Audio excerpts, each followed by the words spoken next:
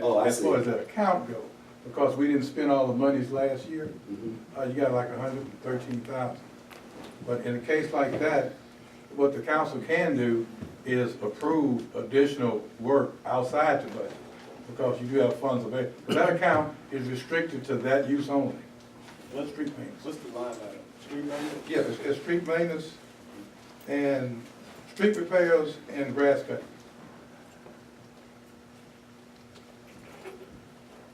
Going, council? Yes, sir. Okay, let the record show Councilman Jones had to leave. On general fund.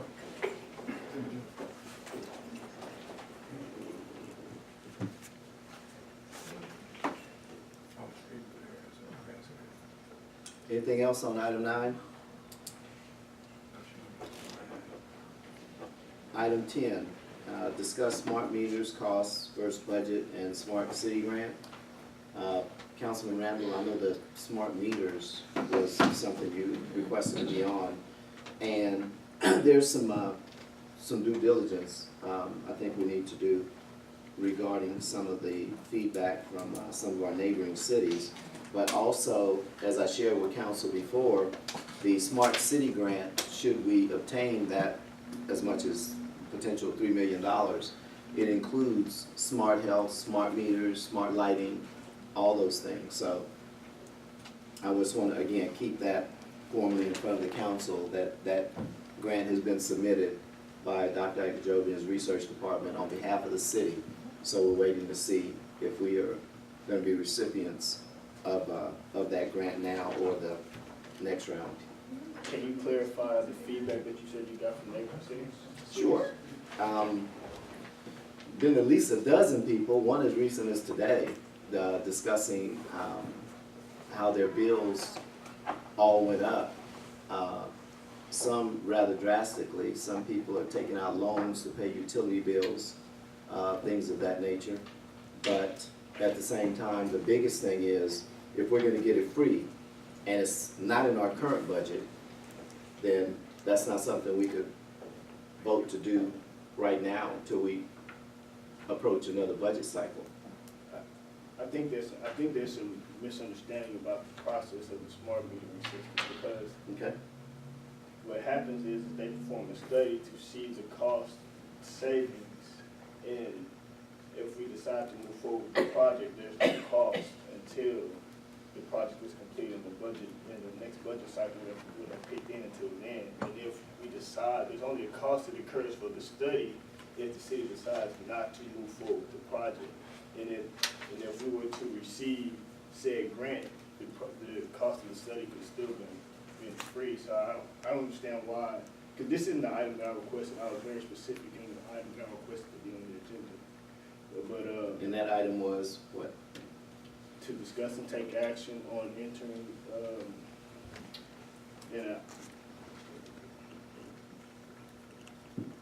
in the letter of intent with Simeon the smart meters. And then I feel like if the council would have had an opportunity to decide whether they wanted to move forward with the project or not. But if we were to decide if we were going to move forward with the project, then there's a $29,000 cost, which the smart city grant could have still covered. But I don't feel like we would have went through the study and not move forward with the project. But at the same time, this wasn't what I requested to talk about, and so I mean I don't know my name. Well, the smart city grant, until we receive it, we can't count on it. But as you say, there's a $20-some-odd thousand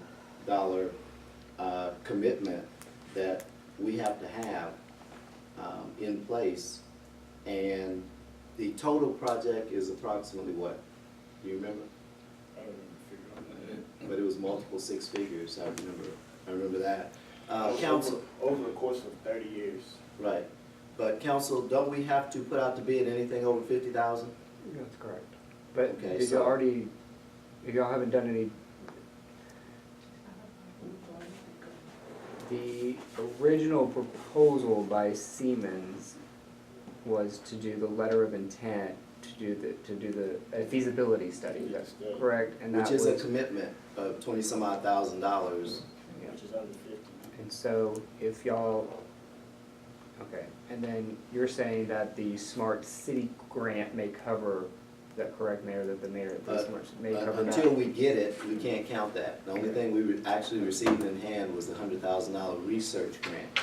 Okay, And it wasn't for paying for anything like this. But we can't look at a project like this that we know is multiple 6 to 7 figures and say the initial commitment is under 50.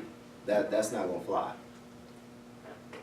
The project, we have to look at the scope of the whole project. We've only had that one company in front of us. We haven't put it out for bid. So what's our procedural, even in considering this? Because, and let me bring this up.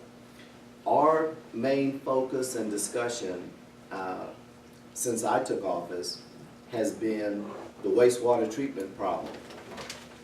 This doesn't touch solving that. It adds to our financial commitment one way or another, whether it's 20-something thousand or a few $100,000, and it still doesn't solve our wastewater treatment plant problem. So that's the thing that I and council have to be concerned with. If we're talking about fixing people's meters and we haven't fixed ours or their pipes, we haven't made any progress.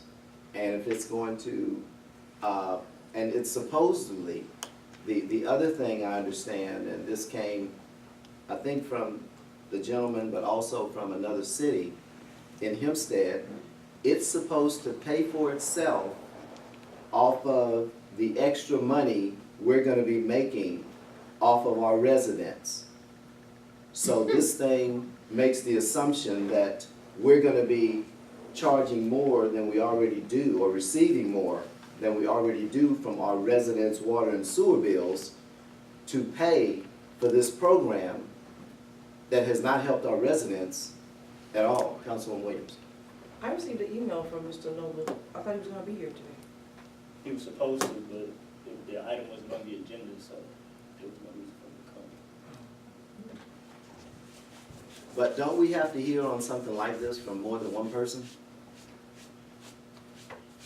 well, on the smart meter, a letter of intent, No, on the smart meter project. And how much it's gonna cost, how it's gonna work with more than one person. Well, the process was already done prior to the mayor being being elected. And so that's why I was supposed to come to the council for action. If the council decides to go back out, then that's what will be done. But since we didn't put it on the agenda for action, then now we're still kicking the can down the street. Whereas we talk about the wastewater, which is a total separate issue, than having accurate water meters. We've discussed this 1,000 times, that no matter what we do about the smart meters, whether we get them or we don't get them, the current issue that we have with the past-due water bill are total and separate issues. It doesn't mean we can't do something to try to provide some kind of validation for the services that we provide, because right now, our city employees have no way of justifying the bills that we send out. Our system is subpar, and so this is an opportunity for us to put everything in perspective to where people can see their usage, they can see if they have water leaks, they can track their bills, and if they have a dispute, it's visible for them and it's visible for us, so we can be held accountable for one and for the residents to have some sort of leg to stand on if something's not right. All good points, I'll give you that. How's it supposed to be paid for? By who? We don't know, we can't discuss it because it wasn't put on the agenda. Well, it says discuss smart meters, cost versus budget. That's agenda enough for me. How's it gonna be paid for? Is somebody going after a grant? We're gonna get a loan? We're gonna make our residents pay for it by increasing their water sewer bills? That's what I wanna know. If Chad knows was here, he could explain it to us how the system works. Well, no, he's selling it. I don't wanna hear from him. He speaks on how it's funded, as he did the last time he was here. What did he say? He said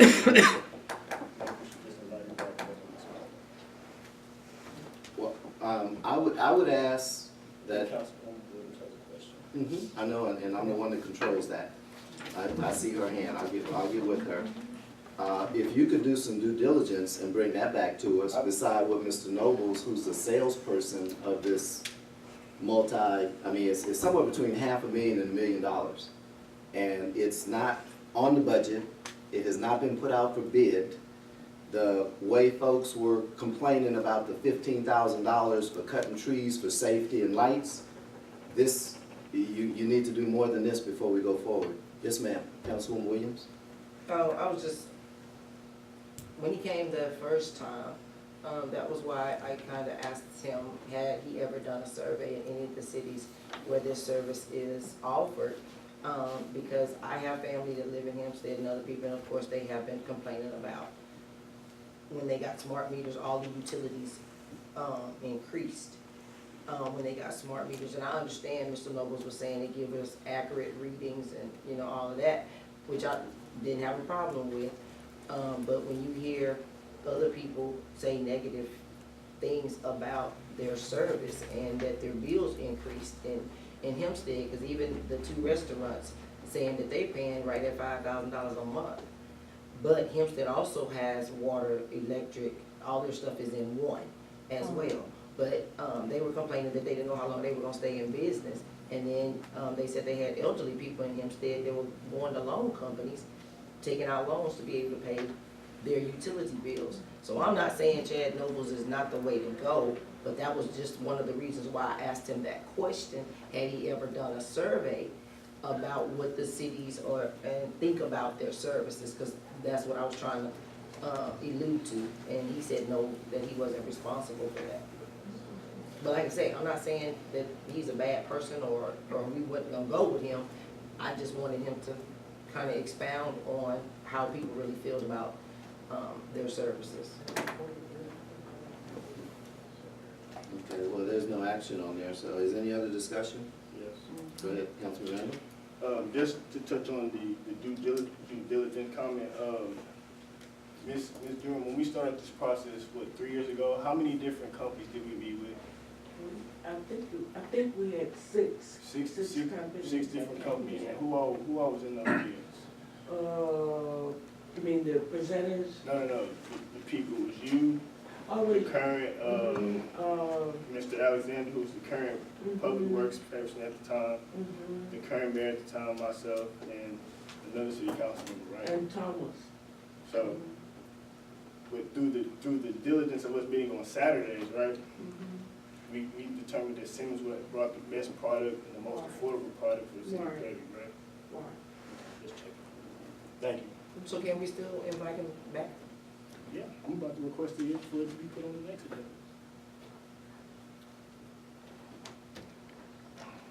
Okay, anything else on item 10?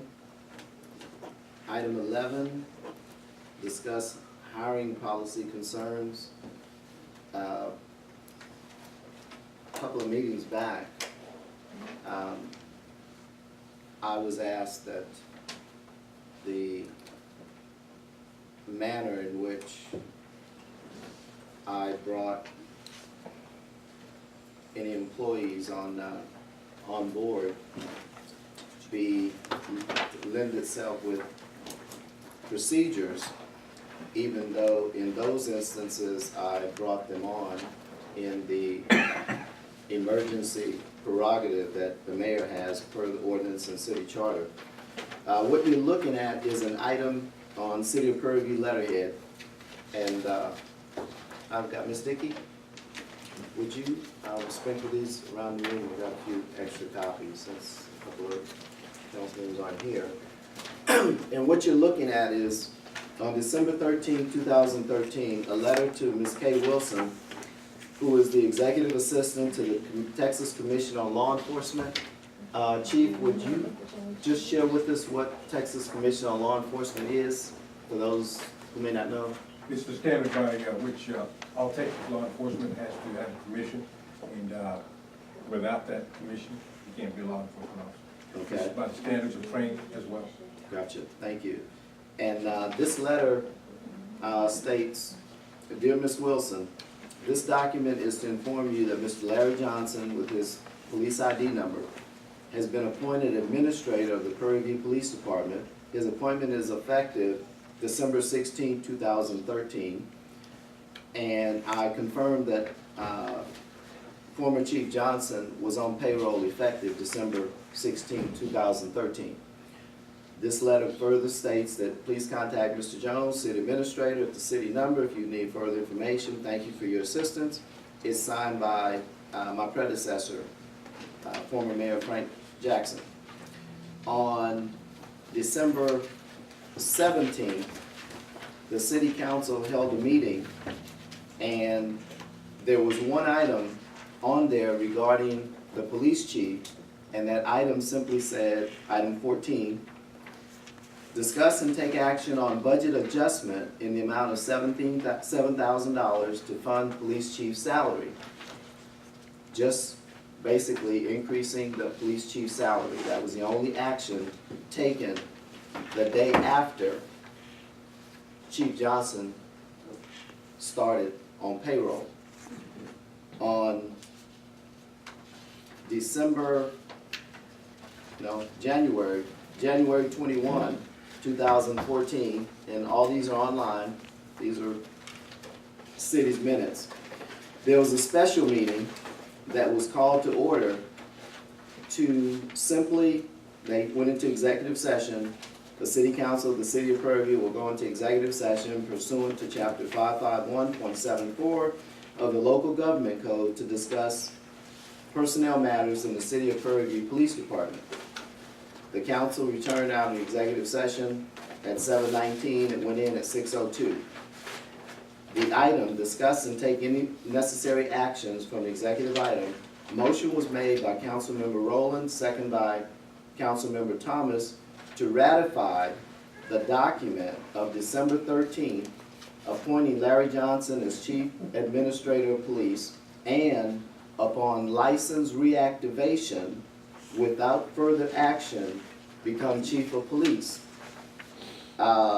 Council member Rowland, Randall, Herndon, and Thomas were at that meeting. All supported this with a yes. Council member Herndon opposed it. And the reason I bring this to council's attention was Chief Johnson was hired December 13, started payroll December 16, and it never made it before the council, even though the meeting took place the next day, and the chief of police position specifically was discussed. So I just want council to be aware that this is how things were done. We're not doing them anymore. But this happened, and Councilman Rowland and Randall, who both took issue with my exercising my right as mayor per city ordinance and the charter, with bringing on somebody in an emergency situation and then bringing it before them. I brought it before them. This other thing never saw the light of day. So we need to be clear. When you start talking about following procedures, before you tell me to follow them, you might want to look in the mirror and make sure you're following them. Because we had 2 council members who literally pitched a fit about me bringing on someone to help run the city affairs at a savings of $1,000 less for those services a month. But then I brought it to them for ratification. This never came before this body, except in that small executive session, and then that which followed. So we don't do things like that anymore, but I want the record to be clear. That's how they were done. So I would ask that before council point out some error they feel I made, they better go look up and see how they've been doing things before they bring it to me. Any questions on that item? Councilman Randall. Just a comment for clarification. I know it's election time, so I understand how this goes, but when this happened, when this came over with Chief Johnson, there was a discussion, and there was an issue with the process. And just like there was an issue with the process of the person you referenced, we still supported the hire, just because we didn't support the process. We raised issue about the process then, we raised issues about the process now. So there's consistency on my end as far as how that goes. Just because I question and have an issue with the process, doesn't mean I don't support the hire. So, just for clarification, since we set the record straight. Thank you. Point noted. The only difference was one was an emergency situation and the other was not. It's the same. Call anything. Any other comments from council on this particular issue? Okay, moving the agenda. The last item was council question, particularly Councilman Rowland, questioned the $625,775.71 that the city saved by simply refinancing the bond debt back in February 20th of 2017. Mr. Johnson, council has that in their packet. Would you share for the benefit of the audience what this is that council now has and what this did? Okay. What you all have is a schedule of refunding cash flow savings.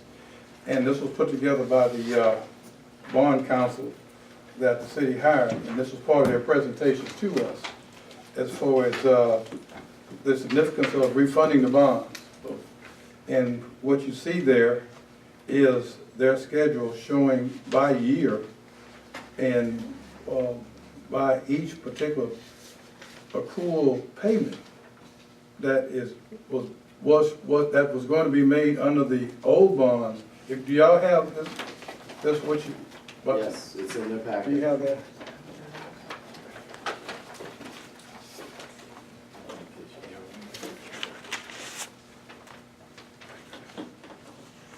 Do y'all have that? Mhm. Okay, good. Y'all have it, Wendy? Yeah, all that? Okay. All right. This is a accrual table for each repayment period from 2017 through 2041. And the first three columns are the old bonds that we had, the 2007 bond, 2011 certificate of obligation, the 2011 general obligation bond. And then it has the total amount that you would be paying toward that bond. And then the next column is the new 2017 bonds that were passed. And if you just take the very first year, the 315, you can see that the total amount of debt that was required was $108,000. Under the new bond, it was $17,000, or cash savings for that next year of $90,000. But just the reverse on the second year, in that the total bond will be 108, the new bond was 188, so you have a loss of $76,000. But all the rest of it is actually a savings for every year. And if you extract this particular schedule all the way through from 17 through 2041, we come up with a total savings with the new bond of $625,000. And that's the way it works. And this is a savings to whom? To the residents of the The city. ones who are paying this bill? Right, exactly. Okay. It's a debt savings of, and it's over that period of time, 217 through 241. You see it, Randy? Yeah, no. Right, okay. I don't remember the discussion exactly, but I don't think Councilman Rowland was, his question was about the total of the savings. I think there was some miscommunication about the savings. I think his question was sent, because I think the robocall went out saying that there was $625,000 saved, and it didn't communicate that that's over a 30-year period. Yeah, okay. I think he was just asking for this. Yeah, I right. don't think he was, Big thing. I don't think he was You want to see disputing that. that the savings was going to take place. Mhm. I think he just wanted to be clear that the savings had to take place as he did. No, not 1 year. It's over the entire life history of the bond itself. Well, all of us who have bought a house understand that, so it was just that, and he was questioning, but this document was presented to clarify and update council who weren't around at that time when we did push through and get that refinanced. even with a couple of council members voting against it. It went through anyway, thank goodness. Anything else for the good of the body, council? I'm gonna request that the item that I requested in the last meeting be placed on the next meeting as far as, discussing and taking action on entering into a letter of intent with Simmons, water meters. Okay, you have that, Ms. Nicky? Mr. Johnson? Yes, sir. No, that's okay. Thank you. Anything else, council? One announcement just for the citizens to know that we're gonna have a second city council meeting this month. Yep. Yeah, we'll be doing early voting, so we will not have a second meeting this month. The next meeting will be this second Monday in May. Anything else for the good of the body? This meeting is now adjourned.